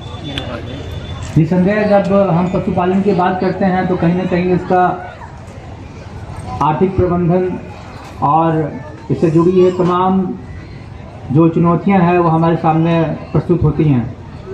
किस प्रकार हम पशुपालन करते करते अपने जो आमदनी है उसको आगे बढ़ाएं और उस क्षेत्र में कैसे धीरे धीरे और अपना नाम रोशन करें। जैसा कि जिला पशुपालन पदाधिकारी केवीके के डॉक्टर रविशंकर सर ने सभी ने आपको पशुपालन की बारीकियों के बारे में बताया है। मैं भी थोड़ी सी चर्चा करूंगा कि आज वर्तमान में किस प्रकार की नई नई तकनीकें जो हैं वो प्रचलन में है, जिससे कि पशुपालन में अधिक से अधिक हम लोग लाभ ले सकें। सबसे पहले बात यह है कि 2026 में भारत विस्तार करके एक नई योजना चालू की गई है। ये जो हमारा नया बजट है इसमें आया हुआ है। इसमें AI के माध्यम से आप पशु प्रबंधन और इसमें जुड़े हुए चुनौतियों के बारे में जानकारी जो है आप इसमें पा सकते हैं। चारे की समस्या हो, पशु से संबंधित बीमारियों की समस्या हो, उसका प्रबंधन कैसे करें, उसका कैसे और अच्छे तरीके से उसको रख पाएँ, उसकी सारी जानकारी जो है ये आपको इसमें मिल जाएगी। तो इसका आप उपयोग करें और उसके बारे में जानें। उसी प्रकार भारत पशुधन योजना जो है भारत सरकार की पुरानी योजना है जो आप लोगों को लाभान्वित करने के लिए चलाई गई है। ये लगभग 29,000 करोड़ रुपए की योजना है जिसमें सारे भारतवर्ष में पशुपालन से संबंधित विभिन्न योजनाओं को सपोर्ट करने के लिए चलाया गया है। जैसा कि हम सभी जानते हैं कि कैटल यानी पशु में पूरे विश्व में भारत नंबर 1 पे है। सबसे ज़्यादा पशुधन भारत में है, जिसमें विभिन्न प्रकार के पशु जो है वो उसमें आते हैं। गाय, भैंस, शूकर, कुक्कुट, यहाँ तक कि मत्स्य पालन भी कहीं ना कहीं इसमें महत्वपूर्ण भूमिका निभाता है। तो अगर हम ये देखें भारतवर्ष में, अगर थोड़ी सी हम चर्चा करें, इस पर थोड़ा मंथन करें, तो हम पाते हैं कि ये जो पश्चिमी भारत के जो राज्य हैं ये पशुपालन में, और मध्य भारत के जो राज्य हैं पशुपालन में काफ़ी अच्छा रिजल्ट दे पाते हैं। और वहाँ की जो नस्लें हैं काफ़ी उन्नत हैं, चाहे वो दूध उत्पादन में हो या मांस के उत्पादन में हो, काफ़ी अच्छे मात्रा में वो रिजल्ट देती हैं। तो ध्यान रखना ये है कि जो भी पशुएं जो आप पालते हैं उसमें कहीं ना कहीं आपको नस्ल सुधार की आवश्यकता होती है। वहाँ के जो स्थानीय वातावरण है उसके अनुसार वो ढल पाए, उसके मौसम के यहाँ ढल पाए, चारा की उपलब्धता कैसी है, सालों भर उसको चारा, हरा चारा जो है पौष्टिकता के रूप में मिलता रहे, तभी आपको अच्छा उत्पादन मिल पाएगा। अब पशुपालन से इतर मैं अपने विभाग की कुछ योजनाओं के बारे में बताना चाहूँगा जिससे कि आप पशुपालन में लाभ ले सकते हैं। जैसा कि सहकारिता विभाग का महत्वपूर्ण काम यह है कि विभिन्न प्रकार की समितियों का निर्माण कर ग्रामीण किसानों और महिलाओं को लाभ प्रदान करना इसका मुख्य काम है। 2 रोज पहले की बात है, भारत सरकार का एक डिसीजन आपने देखा होगा कि पशुपालन और दूध उत्पादन के क्षेत्र में आपने पाया होगा कि भारत सरकार ने दूध बेचने वालों का ये फिक्स कर दिया है कि अब वैसे ही उत्पादनकर्ता या जो डोर टू डोर जो दूध का जो वितरण करते हैं वैसे ही लोग कर पाएंगे जिनके पास इसका लाइसेंस होगा या इसका रजिस्ट्रेशन किया गया हो। तो इस प्रकार से भारत सरकार की एक बहुत महत्वपूर्ण कदम है जिससे कि आप जानते हैं कि पशुपालन और दूध उत्पादन में जो मिलावट है या फिर उसकी गुणवत्ता है उसको बनाए रखने में ये कामयाब होगा। अब दूध उत्पादन की बात आ रही है तो मैंने कहा था कि विभिन्न प्रकार की दूध उत्पादन समितियां बना के आप पशुपालन करते हुए इसका लाभ ले सकते हैं। कहीं मीटिंग में अगर आप ग्रामीण क्षेत्र में, पंचायत क्षेत्र में या प्रखंड क्षेत्र में या जिला स्तरीय क्षेत्र में पशुपालन के नाम से एक समिति का निर्माण करते हैं तो उसमें विभिन्न प्रकार के मीटिंग में है कहीं पर बात करते हैं आपसे, उसका क्रय विक्रय या उसका जो उत्पादन है उससे जो भी हमें प्रोडक्ट मिलते हैं उसका आप ले सकते हैं उत्पादन। तो सबसे पहले करना यह है कि आपको सहकारिता विभाग से संपर्क करना है। हमारे विभाग के सभी प्रखंडों में एक पदाधिकारी जो है प्रखंड स्तर पे प्रखंड सहकारिता पदाधिकारी जो है ब्लॉक में उपस्थित होता है।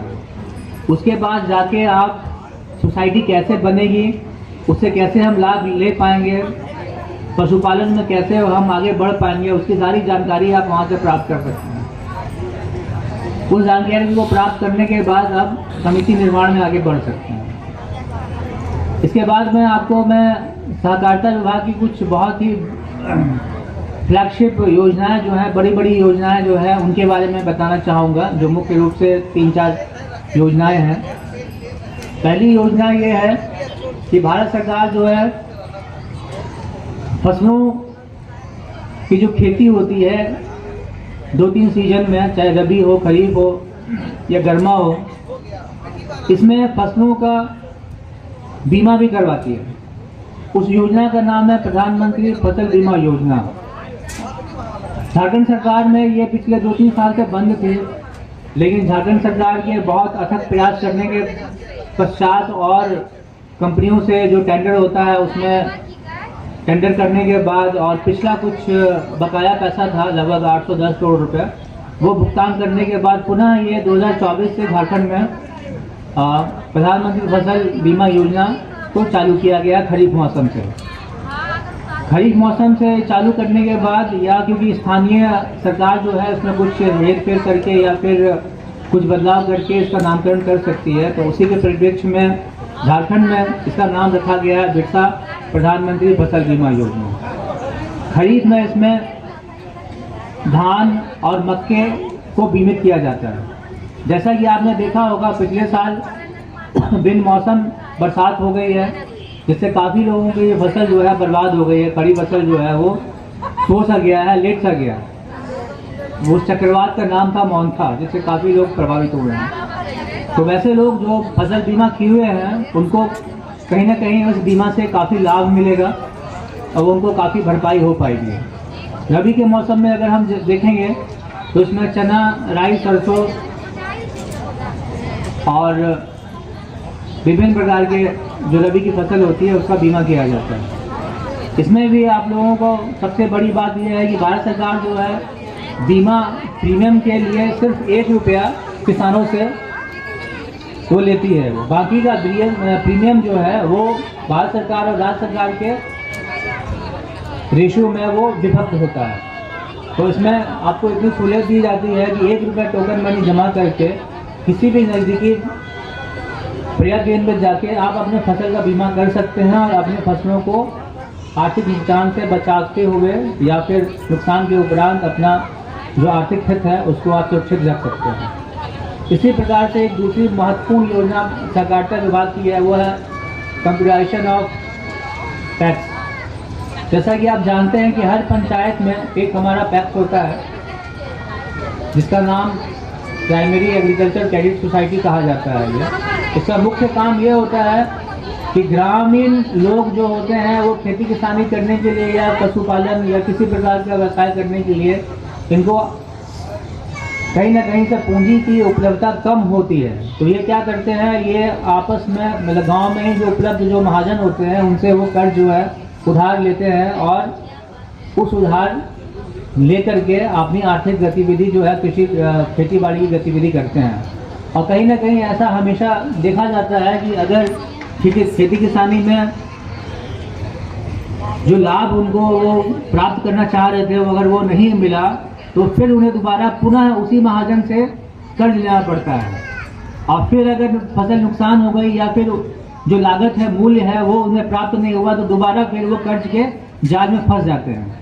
तो इसका मुख्य उद्देश्य यही था कि गांव घर में जो महाजन से कर्ज लेके हम लोग काम जो करते हैं उससे दूर रहें और कर्ज लेने की बात आए तो पैक्स के माध्यम से आप सरकार से जो है खेती किसानी के लिए ऋण लें।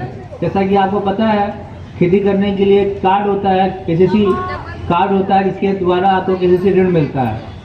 तो ये उसी के लिए है जिसमें आपका रकबे के हिसाब से आपका क्रेडिट लिमिट बनाया जाता है। तो उम्मीद करते हैं कि आप लोग अधिक से अधिक मात्रा में जो है भारी संख्या में पैक्स से जुड़ेंगे और इसका लाभ लेंगे, केसीसी लोन का लाभ लेंगे और उसका उपयोग करते हुए समय केसीसी लोन को वापस चुकता करेंगे और चुकता करने के बाद जब आपकी लिमिट बढ़ जाएगी तो पुनः लोन लेके अपनी खेतीबाड़ी करेंगे। इसी प्रकार से जिला सहकारिता पदाधिकारी एवं अन्य पदाधिकारीगण जो मंच पर उपस्थित हैं तथा दूर दराज से आए सभी पशुपालक बहनों भाइयों को तथा मीडिया से आए अन्य लोगों को आज सभी को मेरी तरफ से जोहार, हार्दिक शुभकामनाएं।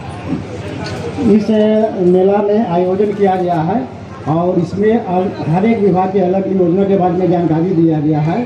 तो इसे आप पता लगाइए कौन सी योजना आपके लायक है और उसको लीजिए।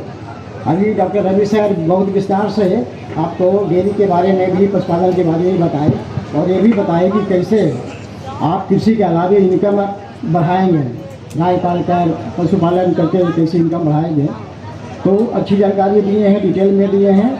और हम भी इसको थोड़ा और बता देते हैं कि कौन कौन से गद्य विकास की योजना संचालित हो रहा है। तो हमारे यहाँ गाय की योजना है, गाय में 3 तरह की योजना है। और ध्यान देंगे, 2 गाय की योजना सिर्फ महिला ही लाभुक भर सकती है। 2 गाय की योजना सिर्फ महिला लेती ही है। तो आप लोग इसका ज़रूर लाभ उठाइए। और 5 गाय 10 गाय इसके अलावा महिला पुरुष को भी ले सकते हैं।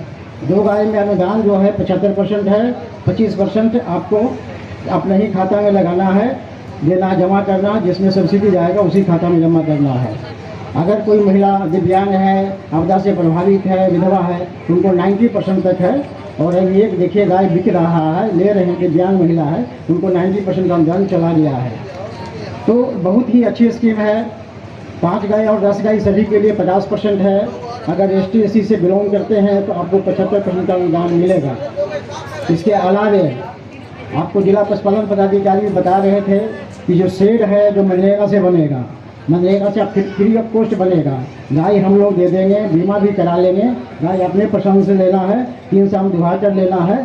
अभी भी बहुत सा गाय आया है, आप देख सकते हैं, जानकारी भी ले सकते हैं। यहाँ बहुत से इसके लाभुक आए हुए हैं, अपना पसंद कर चुके हैं या पसंद करके लेने वाले हैं।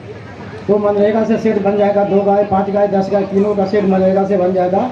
और उसमें आपको 1 पैसा भी नहीं लगाना, 100%। जब गद्य विकास से गाय पास हो जाएगा, आपका स्वीकृत हो जाएगा, तो आपको जब गाय खरीदेंगे उसके बाद आपको मनरेगा से सेट भी मिल जाएगा फ्री ऑफ कॉस्ट। इसके लिए प्रखंड पशुपालन पदाधिकारी से भी संपर्क कर सकते हैं। वहाँ के BDO साहब से ही बेहतर होगा करना, क्योंकि उनके द्वारा ही बताया जाएगा।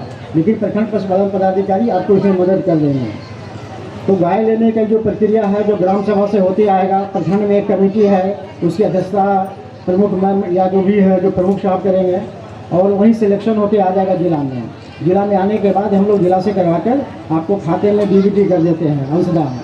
आप उसमें जमा कर दीजिएगा, हम लोग अनुदान जमा कर देंगे, आप उसमें अनुदान जमा कर देंगे। उसके बाद गाय ले सकते हैं। इसके अलावे गाय के अलावे गाय को 3 तरह के बताए, 2 गाय 5 गाय 10 गाय 3 तरह की योजना है। लेकिन 2 गाय सिर्फ महिला ही लाभुक आवेदन करेगी। इसके अलावा जो बोरिंग है, बोरिंग भी ले सकते हैं। पानी का दिक्कत है तो आप ले सकते हैं। 1 लाख का प्रोजेक्ट है, उसमें सभी के लिए 75% अनुदान है।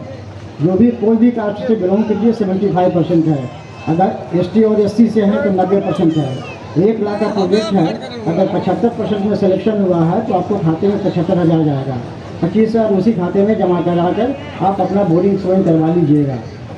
और अगर ST/SC के में हुआ है कोटा में तो आपको 90,000 हम लोग डालेंगे, आपको 10,000 मात्र लगाकर डीप बोरिंग करवा लेना है आपको। उसके बाद विपत्र हैं गद्य विकास का आप कैंपस में ही बैठे हुए हैं, आप यहाँ जमा कर लीजिएगा।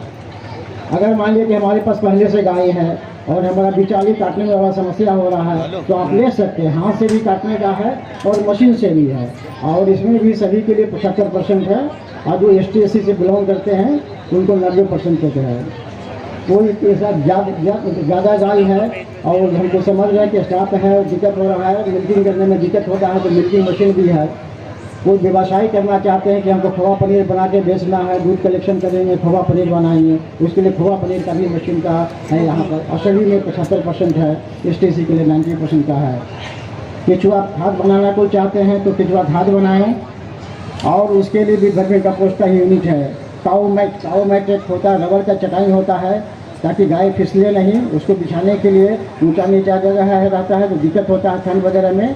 अगर कुछ ला जाएगा और उसमें दबाव पड़ जाएगा तो कुछ ठंडा रोग होने का चांस रहता है। तो आप काऊ मैट भी ले सकते हैं। और सब में 75% है। और ST और SC के लिए 90% दान है। इस तरह से बहुत सारी योजनाएं हैं गद्य विकास के द्वारा संचालित हो रहा है। ऐसा नहीं कि सिर्फ गाय है, गाय के अलावा भी संबंधित बहुत ज़्यादा है। आप इसका लाभ उठाएं। और अगर दूध की समस्या होगा बिक्री में तो जब मेधा डेयरी देख रहे हैं, जब मेधा डेयरी गद्य विकास के द्वारा ही संचालित हो रहा है। इसी कैंपस में एक डेयरी प्लांट है, यहाँ घूम के देख सकते हैं कि कैसे कैसे दूध आपका आता है। दूध यहाँ ठंडा होता है और फिर चला जाता है। टैंकर से आपके सामने निकला होगा दूध, ये चला गया है देवघर, वहाँ से पैकेजिंग होकर आपके बाज़ार में मेधा के नाम से पैकेट में दूध आएगा। तो आपका दूध का मार्केटिंग भी हम लोग दे रहे हैं। स्थानीय स्तर पर बिक जाता है तो ठीक है। और जो समिति में दूध देंगे, दूध के अलावे अगर मान लीजिए कि दूध का कीमत आपको मान लीजिए कि चलिए 50 रुपये पड़ा या 40 रुपये पड़ता है आपका दूध, क्योंकि हर एक अलग अलग टेस्ट होता है, सबका रेट अलग अलग आया है। तो मान लीजिए कि 40 रुपये पड़ा 1 लीटर का, तो सरकार भी आपको अलग से 5 रुपया और देगी इंसेंटिव के रूप में। तो समझिए कि आपका 45 रुपये हो गया। और हर एक 10 दिन पर पेमेंट होता है। मान लीजिए कि आप 10 लीटर डेली दे रहे हैं दूध, तो सरकार दूध के दाम के अलावे 5 रुपये के हिसाब से अगर 10 लीटर दे रहे हैं प्रतिदिन, तो 50 रुपये अलग से देगी। तो एक अच्छा स्कीम है सरकार का, ताकि आप डेली से ज़्यादा जो है प्रोत्साहन के रूप में। और मार्केटिंग के लिए कोई यह समस्या नहीं है। आप दूध नहीं बिके तो हम लोग से संपर्क कीजिए, सीधे आके वहाँ पशुपालन में खंड पशुपालन पदाधिकारी से मिले, जाके ब्लॉक में अगर दूरी है उनसे हमको सूचना मिल जाएगा। हम लोग वहाँ यहाँ से आदमी भेज देंगे, सर्वे करके समिति बना देगा। समिति में आप दूध दीजिए और आपका अपना मार्केट भी उपलब्ध हो जाएगा वहाँ पर। आप इसके अलावे भी 5 रुपया भी प्रति लीटर आपको उपलब्ध हो जाएगा, ये भी मिलते रहेगा। तो बहुत सारी योजना है। और सभी भी दिक्कत होगा तो यहाँ गत विकास में आके मिल सकते हैं। बहुत ज़्यादा संख्या में यहाँ गाय आ चुका है। आप लोग इस गाय को देख सकते हैं, वहाँ से नस्ल की पहचान सीख लीजिए, बताइएगा, सब बता देगा। ठीक है, बहुत सारी और बहुत ज़्यादा समय आप लोग का हो गया, आप लोग भी उठ चुके हैं और इसी के साथ अपना वाणी समाप्त करते हैं। पालन पदाधिकारी और हमारे कृषि तकनीक पदाधिकारी और हमारे जिला कृषि पदाधिकारी, जितने भी हमारे निकाय पदाधिकारी हैं और हमारे जिला सरकारी का पदाधिकारी, उन सभी को मेरी ओर से बहुत बहुत आज इस पशुपालन मेला में जितने भी आप लोग आए हुए हैं, मैं समझती हूँ कि सब कोई इस मेला से लाभान्वित होंगे, ताकि बहुतों को आज गाय बकरी और कुछ पशुएँ प्राप्त होंगी। आप लोग लाभुकजन हैं, सब आए हुए हैं और सब कोई बहुत उत्सुक हम देख रहे हैं कि आज आप लोग सोच रहे हैं कि हमको कुछ सरकार की ओर से और हमारे पशुपालन पदाधिकारियों की ओर से कुछ जानवर मिलेंगे और आप लोग उन पशुओं का अच्छी सेवा करेंगे ताकि आप लोग को उससे लाभ मिले। हम लोग सुन चुके हैं पशुपालन के बारे में भी और कृषि के बारे में भी और सहकारिता की योजनाओं के बारे में भी हम लोग सुन चुके हैं। तो मैं एक बात बोलना चाहूँगी, जो पशुएं हम लोग को उपलब्ध कराई जाएगी आज, चाहे तो पहले भी जिन लोगों को मिल चुका है, उन पशुओं को अगर किसी तरह की बीमारी हो जाती है और वे मर जाते हैं, इलाज के बाद भी मर जाते हैं और उनका बीमा कराया हुआ है, तो उन लोगों को उसके मरने पर हमारे जो प्रखंड में पशुपालन पदाधिकारी हैं उनको सूचना देनी होती है और उनके द्वारा उनका पोस्टमार्टम किया जाता है, उनका फोटो किया जाता है और हम लोग को उसके एवज में मुआवजा दिया जाता है। चाहे वो गाय हो, चाहे बकरी हो, चाहे मुर्गी हो, उसका हम लोग को मुआवजा मिलता है। तो आप लोग इस बात को ध्यान देंगे, काहे कि बहुत कोई बीमार होने पर सूचना भी नहीं देते हैं और गाय मर गई, बकरी मर गई, मुर्गी मर गई फेंक देते हैं। तो ऐसा ना करें। अगर उनका बीमा कराया हुआ है तो ज़रूर से हमारे जो प्रखंड में पशुपालन पदाधिकारी हैं उनको सूचना देंगे और उससे भी हम लोग लाभान्वित होंगे, जिसमें आप आकर संपूर्ण जानकारी प्राप्त कर सकते हैं। दूसरा काउंटर पशुपालन विभाग का लगा हुआ है, जिसपे आप पशुपालन विभाग के द्वारा चल रही योजनाएं, पशुपालन में होने वाली मुख्य बीमारी फार्मास्यूटिकल कंपनी का लगा हुआ है, जिसपे आप पशु में होने वाली बीमारियों की दवाइयों के बारे में संपूर्ण जानकारी प्राप्त कर सकते हैं।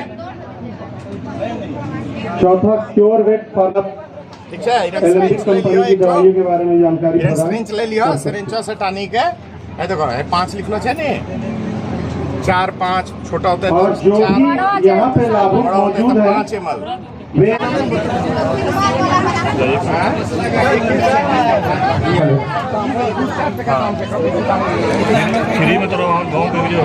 जो भी लाभुक अपने गाय पसंद कर चुके हैं वो कृपया अपना गाय के पास आ जाएंगे।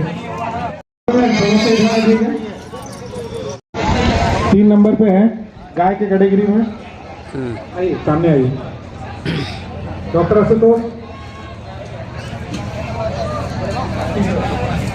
डॉक्टर आशुतोष कुमार हमारे डीसीओ सर सम्मानित करेंगे। Third prize Anjani Kumari sir, 1 minute उन्होंने इंजीनियर फील्ड में एक सीधी क्रॉस सभी लोग अच्छे जाकर स्वागत करेंगे। बढ़िया से रखिएगा, उसका खाना दाना देना है समय पर, जोरदार तालियों के साथ इनका अभिनंदन करिए। कौन है, आइए जल्दी।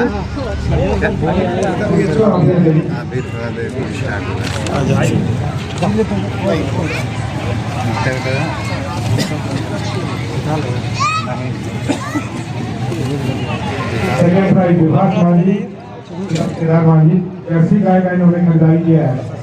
तो जो वीडियो बन रही थी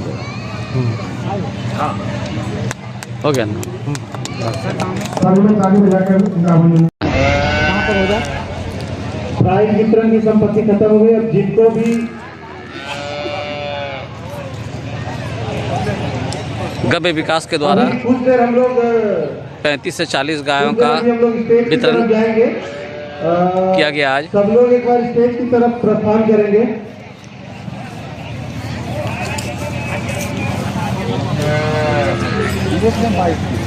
चलिए तब तक इसे हो गया